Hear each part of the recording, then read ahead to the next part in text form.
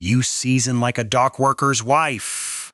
The spoon flew across the kitchen and cracked against the stone wall. Soup dripped down the whitewash like blood down a wound. Every servant in that kitchen froze where they stood. Pots stopped boiling in their minds, even if the fire kept burning under them. Duchess Malvina Thorne stood over the new cook, her hand still raised, her rings catching the morning light. Then she struck her. The slap rang out across the kitchen like a shot. The cook's head turned with the force of it. A red mark bloomed on her cheek in seconds. Nobody moved. Nobody breathed.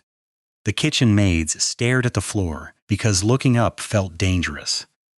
Pip Sorrel, the 13-year-old boy who carried the coal, dropped a bucket and it clattered on the stone, and nobody even flinched at that, because the slap was louder than any bucket could ever be. The cook did not cry out. She did not touch her face. She stood very still for one long second, and then she bent down, picked up a clean spoon from the rack, and walked back to the pot as if nothing at all had happened. She dipped the spoon in. She tasted. She set it down. Then she did something strange. She tapped the rim of the pan 3 times with her knuckle, slow and even, like a little bell ringing 3 times for supper. Tap, tap, tap. She added a pinch of something from a small tin at her belt. She stirred. She tasted again. She said nothing. In the doorway, a man in a gray traveling coat had stopped walking. He was the king's equerry, sent ahead to inspect the house before any royal visit could be considered, and he had come down to the kitchens simply to check the ovens. But when he heard that sound, tap, tap, tap, on the rim of a copper pan, his whole body went still, as if a ghost had just walked past him wearing familiar perfume. He had heard that exact sound before, 30 years before, in a kitchen that no longer existed, cooking for a queen who was now in her grave.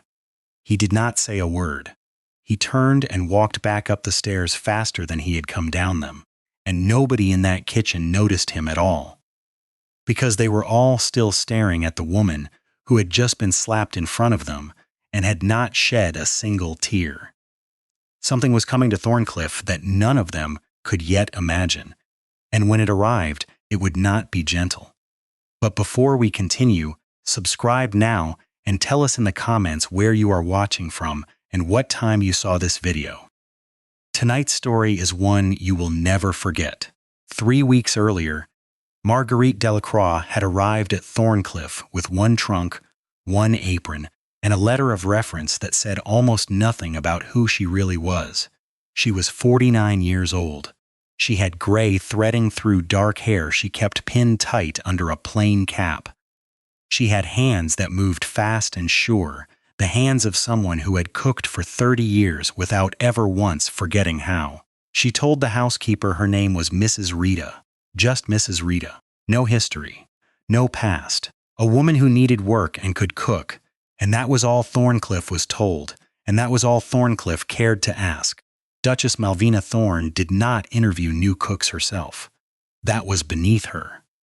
But on Marguerite's second morning, Malvina came down to the kitchen anyway, because she had heard the last cook complain that the new one cooked like she owned the pots, and Malvina Thorne did not tolerate servants who forgot whose house they stood in. "Show me your soup," Malvina said, the first words she ever spoke to Marguerite. Marguerite ladled a bowl and set it before her without a word. Malvina tasted it. Her face did not change right away. That was the trouble. For 1 second, just one, something in her eyes looked almost pleased. Then she remembered herself, remembered that a duchess does not look pleased by a servant's soup, and her face hardened into something cold and cruel instead. "Too much pepper," she said. "Season it again." Marguerite added the faintest pinch, tasted, said nothing. "Again," Malvina said. "I want to taste it, not guess at it." Marguerite added a little more. It was, by any honest measure, perfect. Malvina tasted it and threw the spoon. That was the day it began. That was the first time. It would not be the last, and everyone in that kitchen understood, without being told, that a woman who had just been struck across the face for good soup was either a fool for staying, or she needed this job more than her pride. They did not know yet that it was the opposite. She had already given up everything pride could cost her. 30 years before this house existed to her at all, she had nothing left to lose except the one thing pride cannot touch: patience.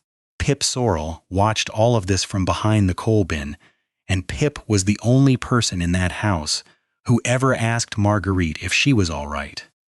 "You're bleeding a little," he whispered that first week, pointing at the corner of her mouth where a ring had caught her.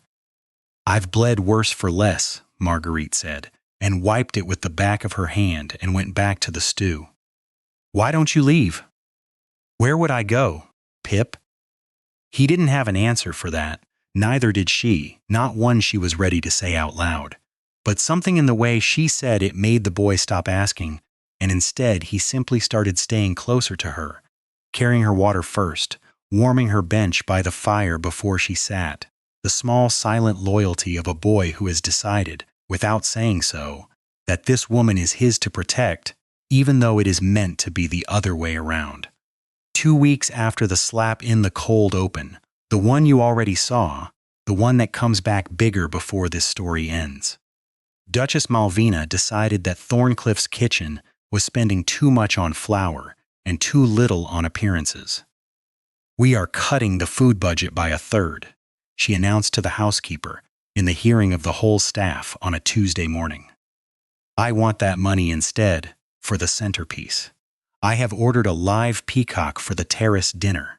Its feathers alone will cost more than this kitchen spends on meat in a month, and it will be worth every shilling because everyone who sees it will talk about nothing else." The servants exchanged looks they did not dare put into words. A peacock while the kitchen boy went to bed with an empty stomach 2 nights that same week because there was no longer enough bread to go around after the family and guests had eaten. Marguerite noticed Pip's hollow cheeks before anyone else did. She noticed the way his hands shook slightly by evening, the small tremor of a growing boy who has not had enough to eat. She said nothing to the housekeeper. She simply began setting her own portion in front of him at the servants' table, every single night, without a word of explanation. "I'm not hungry tonight," she would say, and push her bowl across. By the 3rd night, one of the older kitchen maids, a sharp-tongued woman named Effie, who had learned long ago that cruelty upward was dangerous, but cruelty downward was free, decided to make sport of it in front of the others. "Feeding strays now," Effie said, loud enough for the whole table to hear. How fitting, the dockworker's cook feeding the coal boy. Perhaps you'll adopt the whole street next. Laughter rippled down the table. Pip's ears went red. He set down his spoon, ready to push the bowl back, ready to disappear into the floor if he could. Marguerite did not laugh. She did not raise her voice either. She simply looked at Effie the way a woman looks at weather she has already decided not to be troubled by. "A boy who works 12 hours a day for his supper is not a stray," Marguerite said quietly. "He is the hardest worker in this house. Finish your food, Pip." Nobody laughed again after that, but nothing changed either. Malvina's peacock arrived the following week, screaming its strange metallic cry across the terrace at dawn, and cost more in a single afternoon than the kitchen's meat budget for a month, and the servants watched it strut across the lawn with a kind of tired, bitter silence that Marguerite understood better than anyone. She had seen greed dressed up as taste before. She had seen it 30 years ago, in a different house, wearing a different face. It had cost her everything then. It would not surprise her now. Then, on a gray Thursday morning that changed the shape of everything at Thorncliff, a letter arrived by royal courier, sealed in wax the color of dried blood, and Duke Casimir Thorne read it standing in the front hall with his hands trembling with something that looked almost like joy. "He's coming," Casimir said to no one and everyone. "The king is coming to dine at Thorncliff. He is coming to decide the appointment. My appointment. Do you understand what this means?" Casimir Thorne had spent 3 years begging, in every polite and desperate way a proud man can beg without using the word, for a royal appointment to the court, a title, a position, a name attached forever to the crown. He had written letters. He had funded charities the king's circle admired. He had waited in anterooms for hours to be seen for 5 minutes. And now, finally, the king himself was coming to Thorncliffe to see, with his own eyes, whether the Thorn family deserved what Casimir wanted more than anything else in his life. Malvina's reaction was not joy. It was terror dressed up quickly as excitement so no one would see the terror underneath. He is coming here? To eat at this table? Cooked by whom? She turned to the housekeeper with wide, panicked eyes. Not that woman. Not the dock worker's cook. Get me a real chef. Get me someone from London. I want the best chef money can hire today, this week, before His Majesty sets one foot in this house. Within 4 days, a fashionable young chef named Victor Rousseau arrived from London in a hired motor car, wearing a coat that cost more than a housemaid's yearly wage, carrying with him 3 trunks of imported ingredients and an attitude that made it clear, from the first minute, that he considered Thorncliffe's kitchen a step down from where he belonged. You will not touch a single plate His Majesty sees, Malvina told Marguerite directly, standing in the kitchen doorway with her keys jingling at her waist, keys she wore constantly and never once used, because a duchess does not open her own doors. She only carries the keys to remind everyone that she could. You will eat with the staff on the night itself. You will not come near the dining room. You will not come near the king. Is that understood? Perfectly, Your Grace, Marguerite said, and something in her voice, something too calm, too steady, made Malvina pause for just a heartbeat before she turned and walked away. Rousseau, for his part, spent his first week at Thorncliffe complaining loudly about everything: the stove, the water pressure, the quality of the local butter, and privately, quietly, terrified that he had taken on more than he could deliver. A king's dinner was not a fashionable dinner party in Mayfair. A king's dinner could end a career in one bad course. Then, 5 days before the dinner, a second letter arrived, a short advance note from the king's equerry, the same gray-coated man who had stood frozen in the kitchen doorway 3 weeks earlier, listening to a sound he had not heard in 30 years. The letter was brief. Malvina read it standing by the fire, and the blood left her face so fast that the housekeeper thought she might faint. His Majesty requests the consommé, the letter said. Nothing more, no explanation, no context. Just those 5 words, in the neat hand of a man who had once eaten a bowl of soup 30 years ago, and had never, in 3 decades of state dinners and royal banquets, tasted anything that came close to it again. What consommé? Malvina whispered. We have never served him consommé. He has never dined here before in his life. What consommé does he mean? Nobody in that house knew the answer. Nobody, that is, except one woman quietly scrubbing pans in the scullery, who heard the words repeated through the house by evening and felt something cold and old move through her chest. A memory she had spent 30 years trying not to taste again, rising back up like steam off a pan she thought had long gone cold. Malvina's solution in the end was as blunt as everything else about her. Teach him, she ordered Marguerite the next morning, gesturing at Rousseau, who stood by with his arms crossed, clearly humiliated at the idea of being taught anything by a woman he had been told to think beneath him. Teach him this consommé His Majesty wants, whatever it is, and teach him well, because if it fails, it will not be you standing in front of the king. It will be him, and if he fails, you will both be gone from this house before breakfast. For 2 days, Marguerite taught Victor Rousseau everything she knew about a proper royal consommé, the slow clarification, the raft of egg white and minced beef that pulls every impurity to the surface, the hours of patient, gentle simmering that no fashionable London kitchen ever had time for anymore. She taught him the stock, the timing, the exact moment to strain it through cloth so fine it looked like lace. She taught him everything, except one thing. She never once, in 2 full days of teaching, tapped the rim of the pan 3 times before tasting.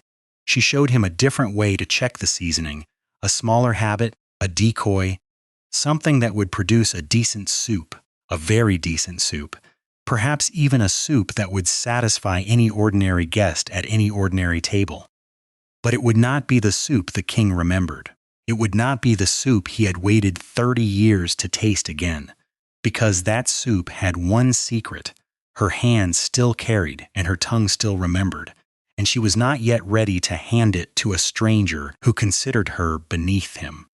Rousseau did not notice the missing piece. He believed he now held the whole recipe, the whole secret, everything he needed to save his own reputation and win the Duke his appointment. He thanked Marguerite with the stiff, condescending gratitude of a man who still believed himself her superior even while learning at her side, and he went to bed the night before the dinner, feeling, for the first time all week, confident he should not have. That evening, alone in her private sitting room, Duchess Malvina Thorne stood in front of her mirror and practiced her smile. She practiced it slowly, carefully, the way an actress rehearses a line she has said 1,000 times but must say perfectly tonight. She lifted her chin. She softened her eyes. She curved her mouth into the exact warm, gracious expression a duchess must wear when a king sits at her table. And then, for one strange, unguarded second, she stopped. She looked at her own reflection and did not recognize the woman practicing there. When had a dinner stopped being a meal and become a performance? When had food stopped being something you tasted and become something you displayed, like a peacock on the lawn, meant only to be looked at and admired and never actually enjoyed?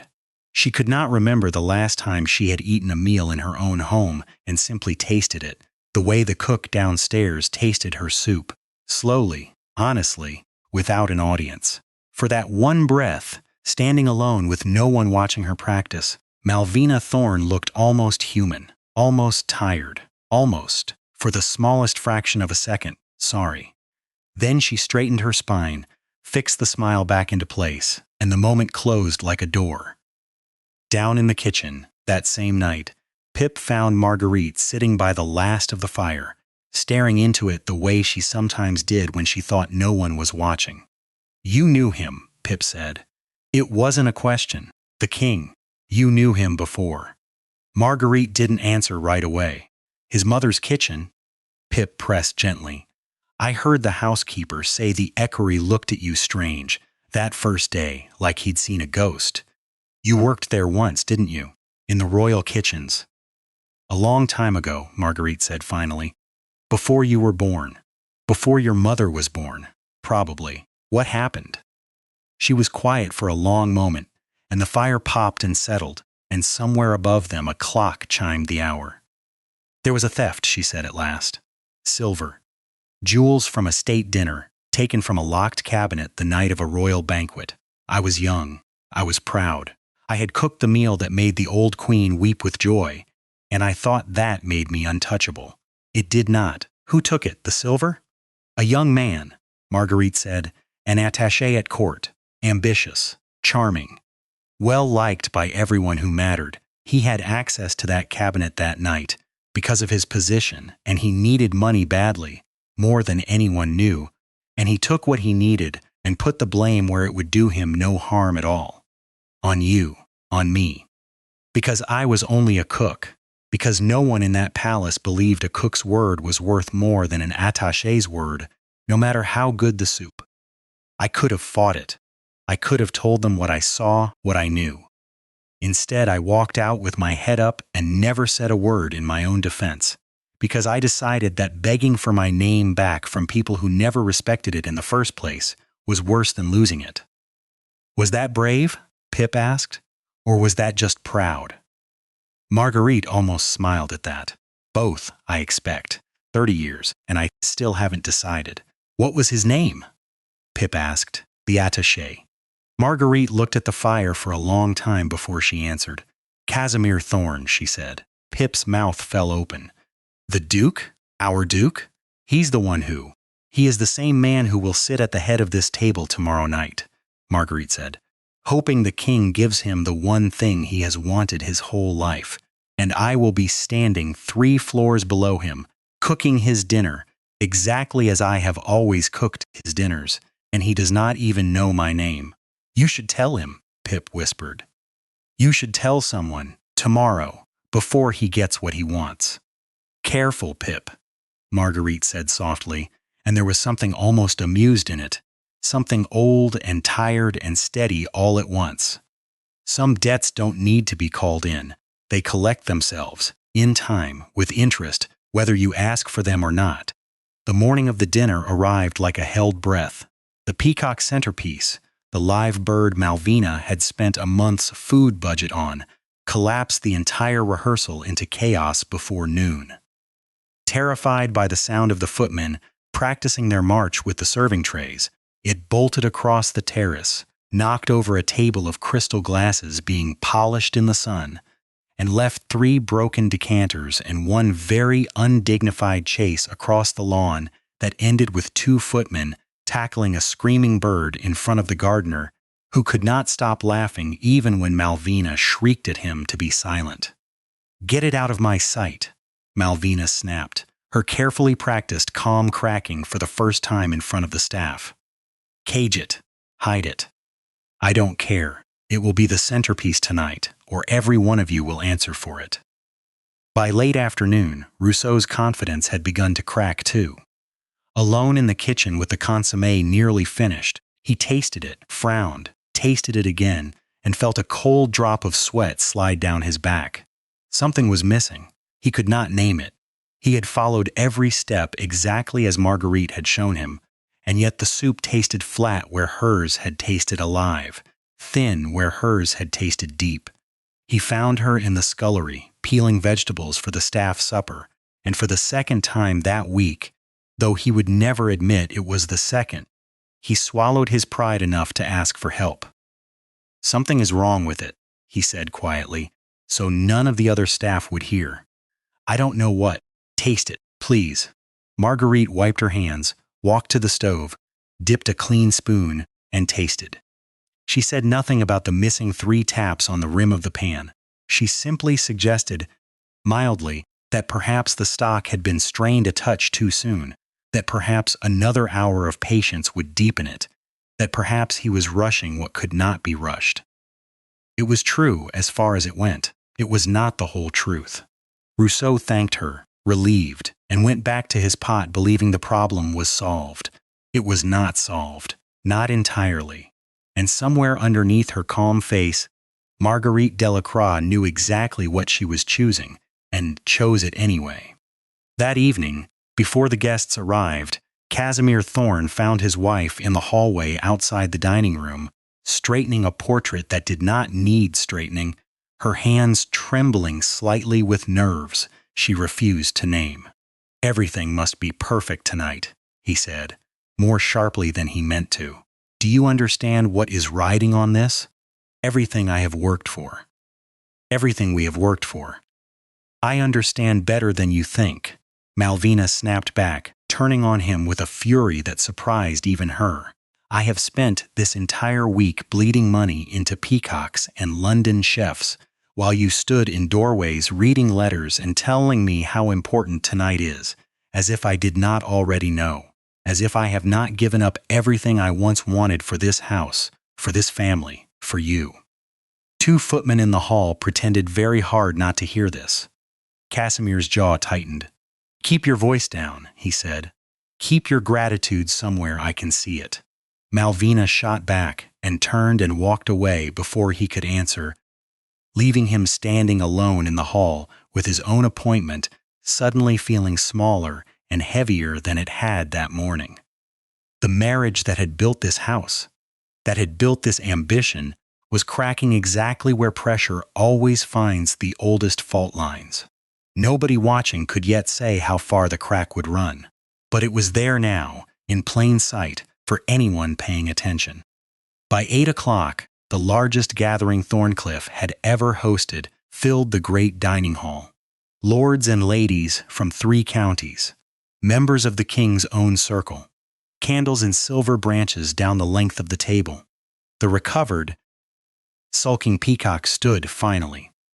In a gilded cage at the center of the room, feathers spread, exactly as Malvina had planned, drawing every eye the moment the doors opened. And at the head of the table, in the chair of highest honor, sat King Leopold Amberley, 60-something years old, a man who had eaten at 1,000 tables in 40 years of reigning, and had learned long ago to taste politely and say little. Casimir sat at his right hand, glowing with a pride he could not fully hide. Malvina sat further down, watching every dish leave the kitchen with the tight, controlled panic of a woman balancing on a very thin wire. The first courses passed well enough. Polite conversation, careful compliments. The king ate what was set before him with the mild, unreadable expression of a man who has learned to give nothing away at a dinner table. Then the consommé arrived. It came up from the kitchen in gleaming silver bowls, carried with ceremony, set before each guest with a small bow from the footman. Rousseau himself stood just inside the servant's door, watching, his whole future balanced on the next 30 seconds. The king lifted his spoon. He tasted. He set the spoon down. The room, which had been full of quiet chatter, went silent so fast it felt like the air itself had stopped moving. "This is not the soup," the king said. He said it quietly. He did not raise his voice at all. But every single person at that table heard it as clearly as if he had shouted it from the rooftop. And every single person understood, instantly, that something had just gone terribly wrong. Malvina's face went the color of the tablecloth. Casimir's hand, halfway to his own spoon, stopped in midair. "Your Majesty," Malvina began, her voice shaking despite every ounce of training she had spent her whole life acquiring, "I do apologize. If something is not to your—" "I did not ask for an apology," the king said, still quiet, still calm, and somehow that calm was far more frightening than anger would have been. "I asked for a soup I have been waiting 30 years to taste again. This is not it." Below stairs, chaos broke loose the instant the news reached the kitchen. A footman came flying down the stairs, white-faced, gasping the words before he had even fully entered the room. He set down the spoon. He said, "It's not the soup. Rousseau, he's asking, he wants to know." Rousseau went gray. "I made it exactly as she showed me." "Exactly." "I don't understand." The housekeeper, in a state approaching panic herself, turned toward the servants' table, where the staff were part way through their own supper, and her eyes landed on the one woman quietly finishing her bread at the far end. "Mrs. Rita," she said, "you now. Whatever you did for him before, do it again. Do it now, or God help every one of us in this house tonight." Marguerite set down her bread. She did not rush.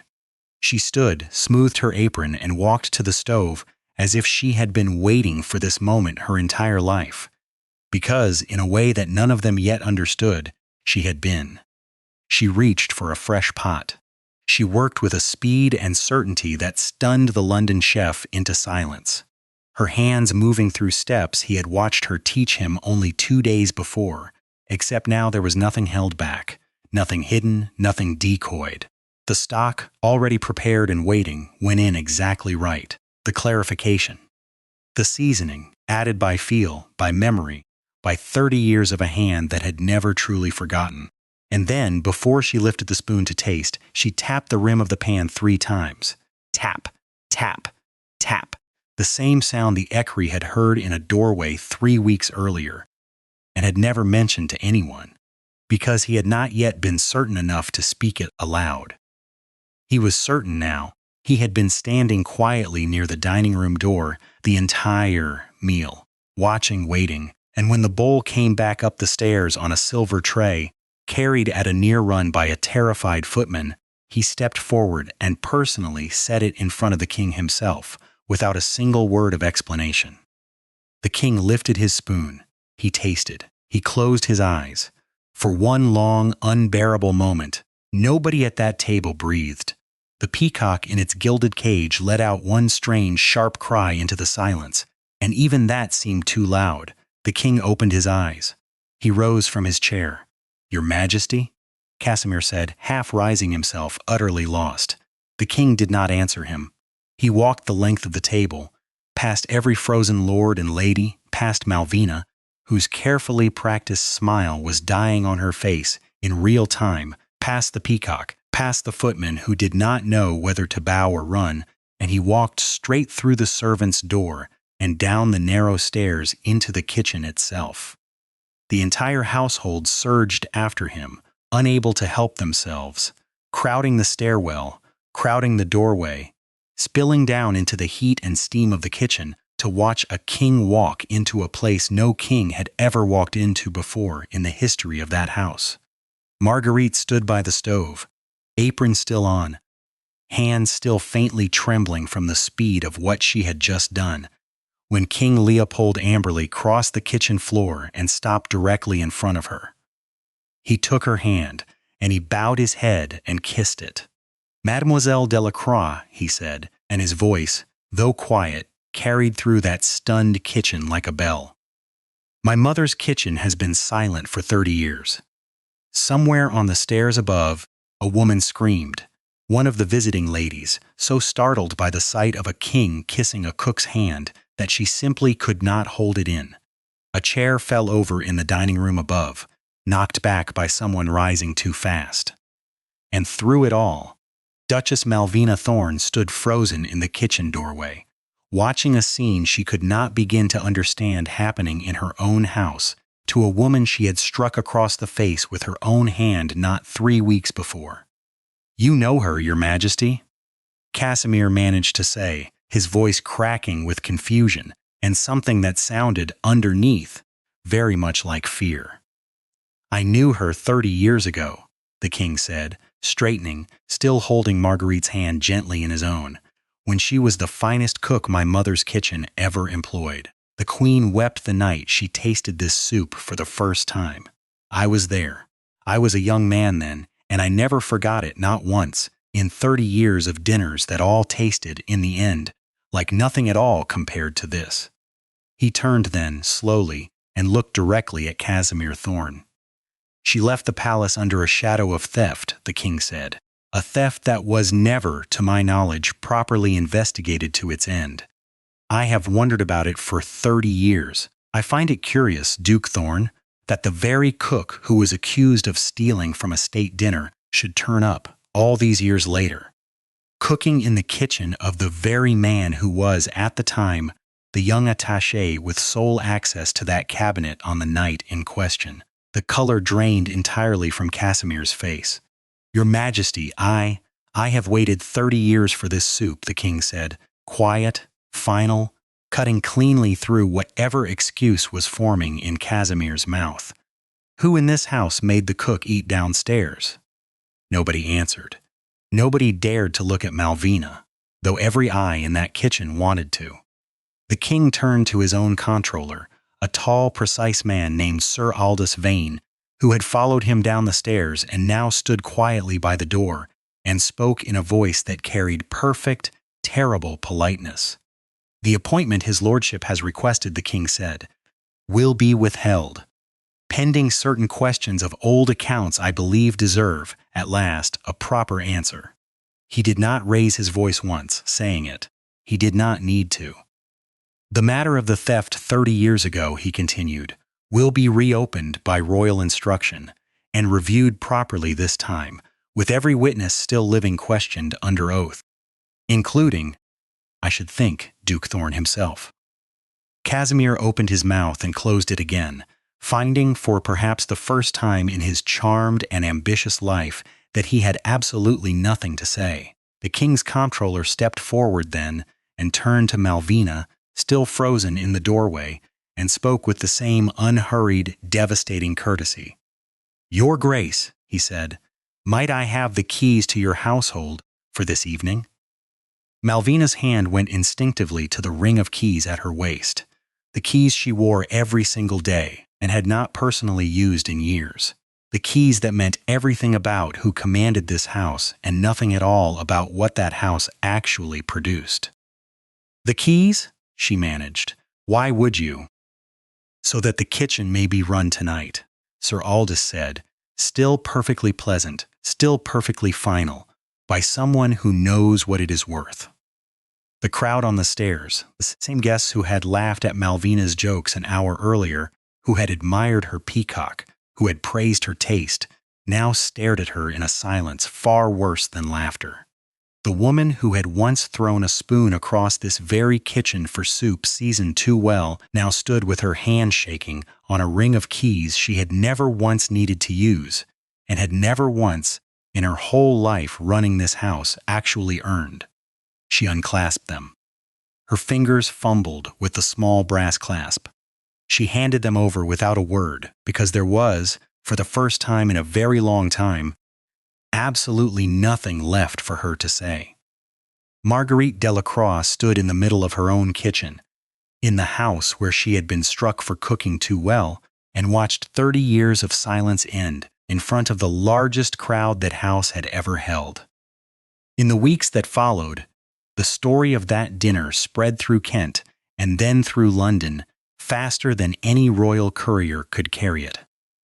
The Gazette printed the truth of the old theft within a month, once the reopened inquiry confirmed what one honest palace footman had known and been too frightened to say 30 years earlier. That young attaché Casimir Thorne had taken the silver and the jewels himself to pay a gambling debt he could not otherwise cover, and had let a cook with no title and no protection take the blame, because it cost him nothing at the time, and he never imagined it would cost him anything later. It cost him everything now. The appointment he had spent 3 years chasing was gone for good, quietly and permanently, the moment the inquiry's first findings reached the palace.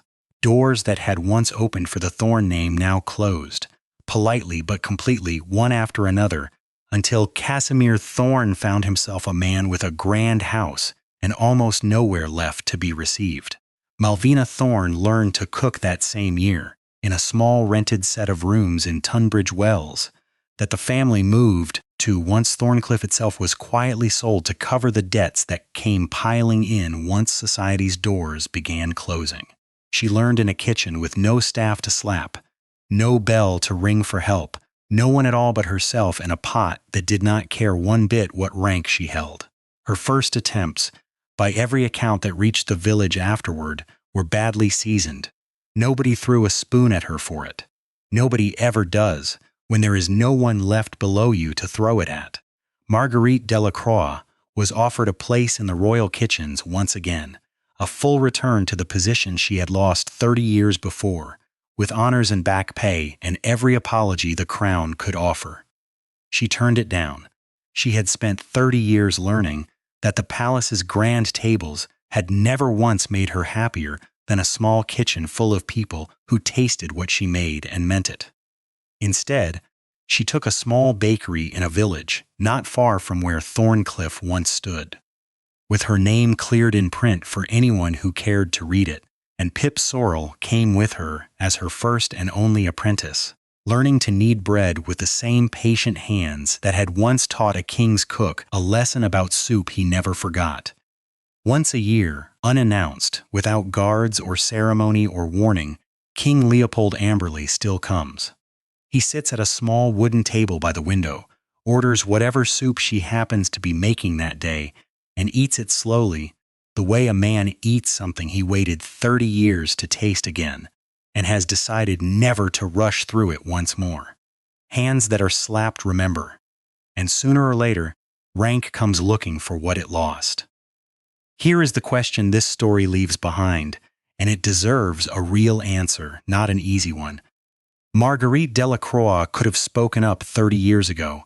She could have named Casimir Thorne the moment she was accused, and perhaps she would have been believed, and perhaps her whole life would have gone differently.